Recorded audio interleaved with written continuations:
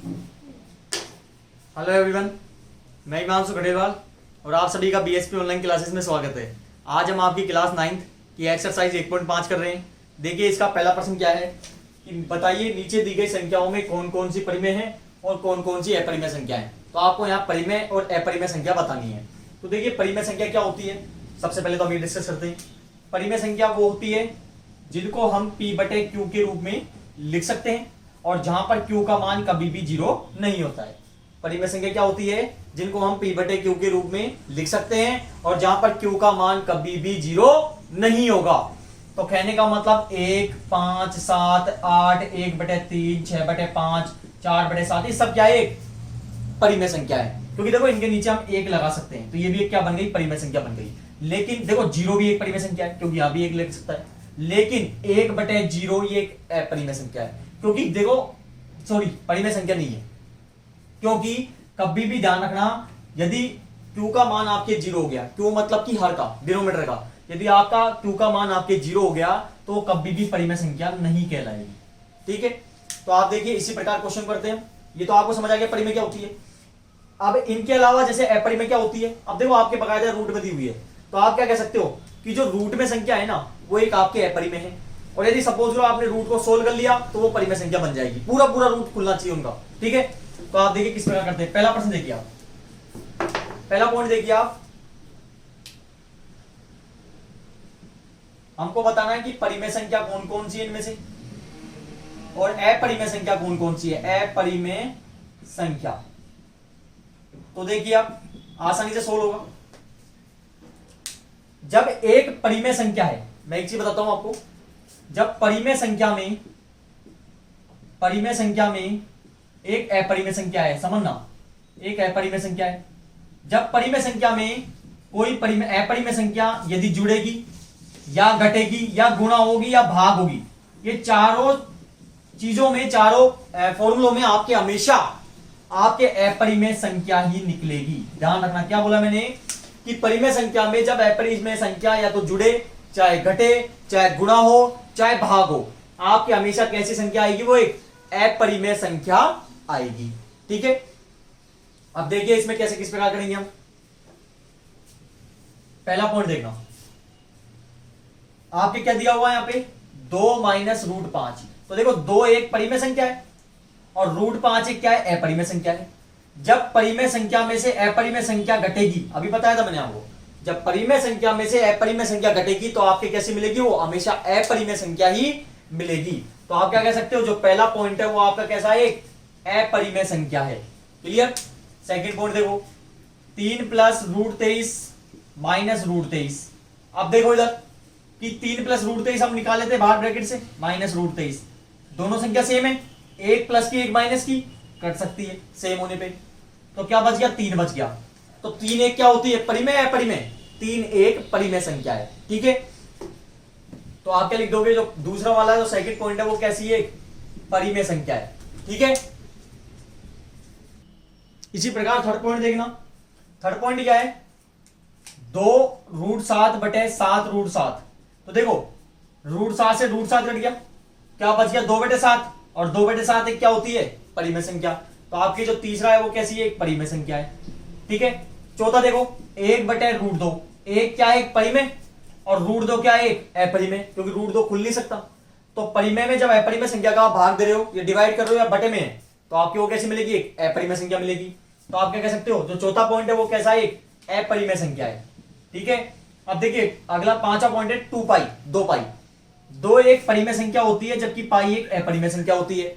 अब तुम मानोगे कि सर पाई का मान तो 22/7 होता है, तो इसका मतलब ये तो एक परिमेय संख्या होनी चाहिए। जबकि ध्यान रखना पाई का मान ये 22/7 एक बिल्कुल फिक्स मान नहीं है, मतलब कि इसका लगभग मान है ये पाई का 22/7। ठीक है, तो आप क्या कह सकते हो, तो 2 एक क्या है, एक परिमेय, और पाई एक अपरिमेय है। जब परिमेय के साथ अपरिमेय संख्या जुड़ रही है, यहाँ पे देखिए यहाँ कोई सिंबल नहीं, मतलब गुणा का है, तो जब गुणा हो रही है तो ये सिंबल यहाँ पे आपको क्या मिलेगा, अपरिमेय संख्या ही मिलेगा। ठीक है, तो आपके जो पांचवा पॉइंट है वो आपके क्या है, एक अपरिमेय संख्या है। यह आपके क्लियर हो गया। ठीक है, प्रश्न नंबर 2 देखिए, निम्नलिखित व्यंजनों में प्रत्येक व्यंजन को सरल कीजिए। पहला पॉइंट देखिए 3 + √3 और 2 + √2। यहाँ देखो आइडेंटिटी नहीं ले सकती क्योंकि दोनों संख्या यहाँ पे दोनों साइड वो सेम नहीं है। या तो पहली पहली संख्या सेम होती तो आइडेंटिटी लग सकती थी। तो जब सेम नहीं है तो हम क्या करेंगे, 3 को गुणा करेंगे पहले 2√2 से और प्लस √3 को गुणा करेंगे 2 प्लस √2 से। पहले 3 को इन दोनों से फिर √3 को इन दोनों से। 3 दूनी 6 प्लस 3 को √2 से करोगे 3√2 आएगा प्लस √3 को 2 से करोगे 2√3 आएगा प्लस प्लस प्लस 3 दूनी 6 रूट। ठीक है, अब देखिए ये 6 ये √2 है, ये √3 में और ये √6। ये संख्या आगे सोल्व नहीं हो सकती क्योंकि √6 का आप जब रूट निकालोगे तो रूट सोल्व नहीं होता है। ठीक है, तो इसका आंसर यही हो गया। सेकंड पॉइंट देखो 3 प्लस √3 और 3 माइनस √3।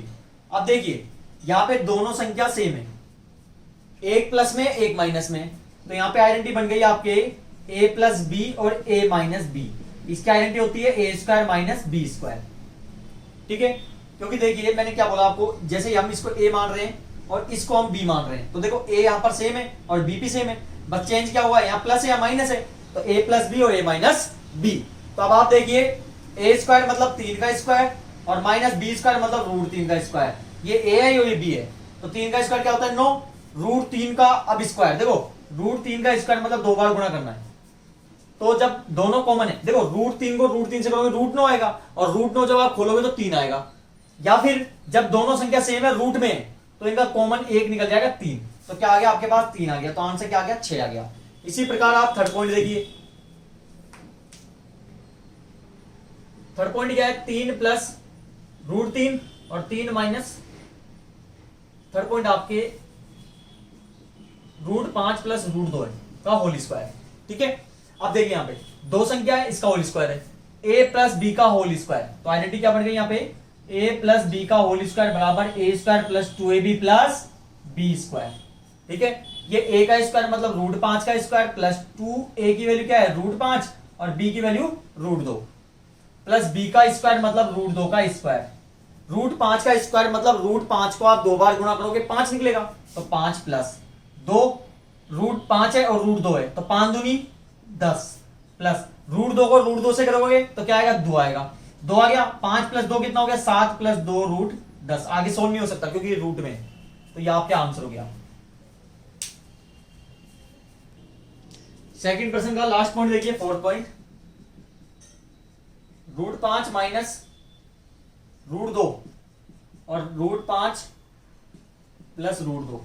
तो आप देखो यहां पे क्या बन रहा है, यहां दोनों संख्या सेम है, ये a माइनस बी और ये a प्लस बी। आइडेंटिटी क्या बन गई a माइनस बी और a प्लस बी। इसका आइडेंटिटी क्या होती है a² माइनस b²। तो a क्या है √5 का स्क्वायर माइनस b का स्क्वायर मतलब √2 का स्क्वायर। √5 को √5 2 बार करोगे तो क्या आएगा आपके पास 5 आ जाएगा। इसी प्रकार √2 को √2 से गुणा करोगे क्या आएगा 2 आएगा, तो आंसर क्या आ गया, क्या 3 हो गया। ये प्रश्न नंबर 2 कंप्लीट हो गया आपके।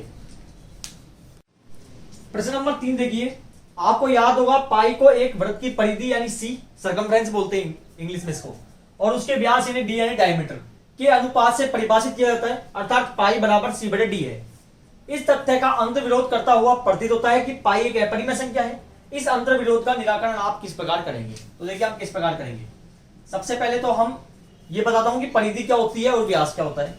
तो देखिए एक वृत्त है, ये इस प्रकार का एक वृत्त है, परिधि है ये वाली जो बॉर्डर लाइन होती है ना ये वाली, यह आपके कहलाती है परिधि। क्या कहलाती है ये वाली परिधि,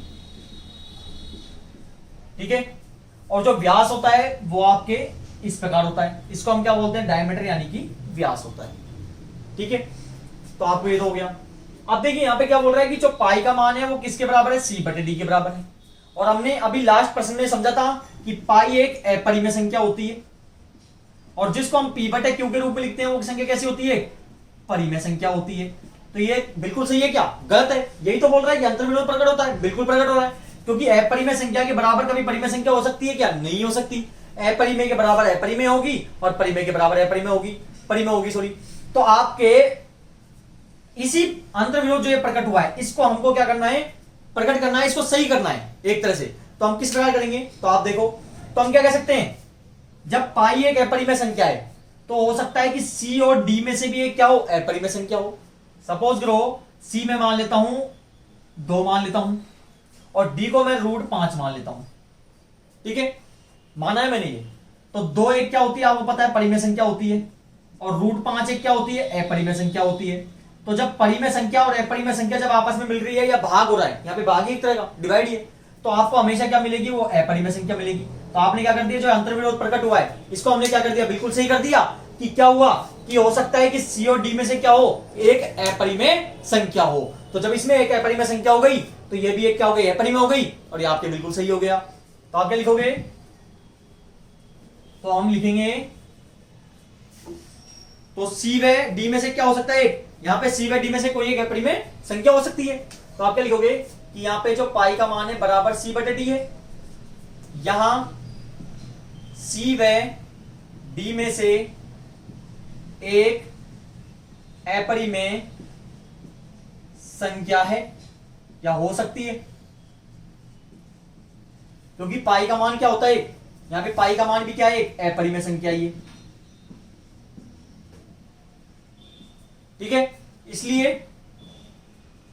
इसलिए सी बटे डी एक क्या है, एक अपरिमेय संख्या है। बिल्कुल आसान सा क्वेश्चन था ये, और यही आपको अंतर्विरोध प्रकट करना था कि जो पाई है ये भी अपरिमेय हो गई और ये भी अपरिमेय हो गई, तो बिल्कुल आपका सही हो गया।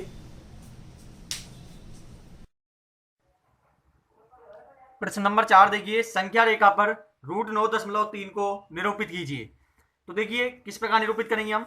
सबसे पहले आप स्केल और पेंसिल की सहायता से आप एक 9.3 की एक रेखा खींचोगे। पेंसिल और स्केल की सहायता से आपको 9.3 की एक रेखा खींचनी है। इस प्रकार हमने खींची, ठीक है। अब आपको इसको नाम देना है, मैंने नाम दिया ए तथा बी, ठीक है। ए तथा बी देने के बाद आपको जो ए बी रेखा है इसको 1 सेंटीमीटर और आगे बढ़ाना है। कहने का मतलब आपको जो 9.3 की रेखा थी इसको आपको 10.3 की रेखा खींचनी है, ठीक है। तो 1 सेंटीमीटर हमने इसको आगे बढ़ाया और इसको हमने नाम दे दिया सी, ठीक है। अब इसको सी नाम देने के बाद आप क्या करोगे, जो अपना प्रकार है इसको यहां पे रख के, और जो एसी रेखा है इसका आधे से ज्यादा लेना है। तो देखो मैंने आधे से ज्यादा लिया है। यहां लेने के बाद आपको एक आर्क काटनी, चाप काटनी है, कुछ इस प्रकार से कटेगा, और इसी प्रकार आपको नीचे भी एक चाप काटना है, ठीक है। नीचे चाप काटने के बाद इसी प्रकार आप ए रेखा पे रखोगे और यहां पे भी इस प्रकार चाप काटोगे और नीचे भी चाप काटना है, ठीक है।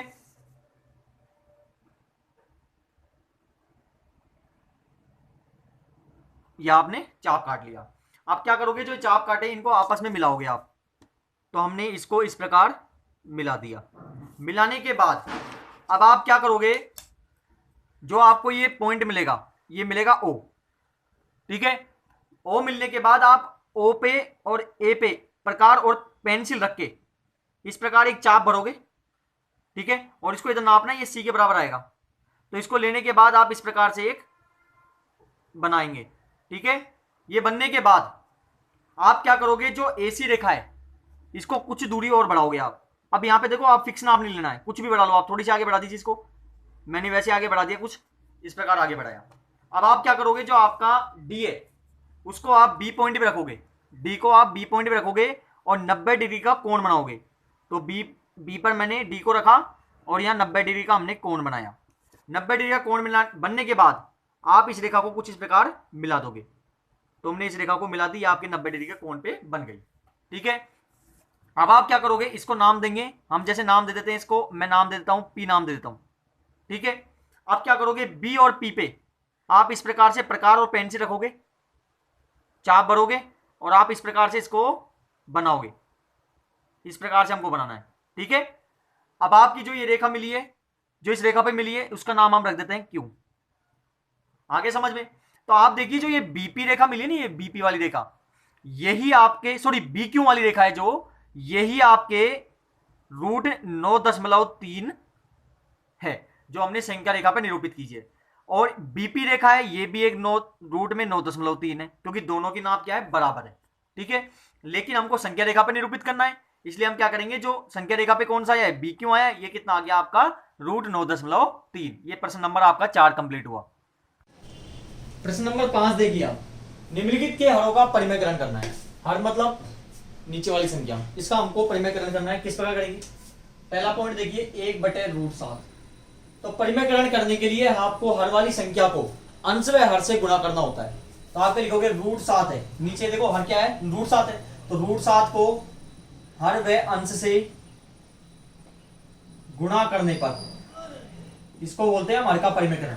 तो 1/√7 को गुणा करोगे √7 से और यहाँ भी √7 से, दोनों गुणा करोगे अंश व हर से, तो √7 को 1 से करोगे √7 आएगा। अब देखिए √7 को √7 से करोगे तो आपके निकल जाएगा 7 निकल जाएगा, रूट हट जाएगा, तो आपके ये आंसर हो गया। पहला पॉइंट क्लियर। अब देखिए दूसरा पॉइंट, दूसरा पॉइंट क्या है, 1/√7 माइनस √6, ठीक है। अब यहां पे क्या करेंगे हम, अब देखना यहाँ पे, यहाँ तो सिंगल संख्या थी, यहाँ डबल संख्या है, तो आपके यहाँ जब माइनस होता है तो प्लस हो जाता है, और जब प्लस होता है तो माइनस हो जाता है हरों का परिमेयकरण करने पर। तो √7 प्लस √6 को अंश व हर से गुणा करने पर, तो हम गुणा करेंगे, तो 1/√7 माइनस √6 को गुणा करेंगे √7 प्लस √6 से, और यहाँ भी √7 प्लस √6 से। तो देखो √6 को √7, यहाँ √7 है, प्लस √6 को 1 से करोगे क्या आएगा, √7 प्लस √6 आ जाएगा। अब यहाँ पे देखिए, यहाँ दोनों संख्या सेम है आपके, √7 माइनस √6 और √7 प्लस √6, दोनों संख्या सेम है, माइनस प्लस है, तो एक आइडेंटिटी बन गई यहाँ पे, a माइनस बी और a प्लस बी क्या होता है, a square minus b square, ठीक है। तो a स्क्वायर मतलब √7 का स्क्वायर माइनस b का स्क्वायर मतलब √6 का स्क्वायर, √7 प्लस √6, √7 को 2 बार गुणा करोगे 7 आ जाएगा, और √6 को 2 बार गुणा करोगे 6 आएगा। तो √7 प्लस √6 बटे 6 में से 7 में से 6 क्या, तो 1, और हर में 1 की वैल्यू कुछ होती नहीं है, तो √7 प्लस √6 आपका आंसर हो गया, ठीक है। इसी प्रकार थर्ड पॉइंट देखिए, 1/√5 प्लस √2, यहां प्लस है, किसमें हो जाएगा, माइनस में, तो √5 माइनस √2 को अंश व हर से गुणा करने पर, अंश व हर से गुणा करने पर, तो 1/√5 प्लस √2 को गुणा करेंगे √5 माइनस √2 से, और यहाँ भी √5 माइनस √2 से, √5 माइनस √2 को 1 से करोगे क्या आएगा, √5 माइनस √2 आएगा।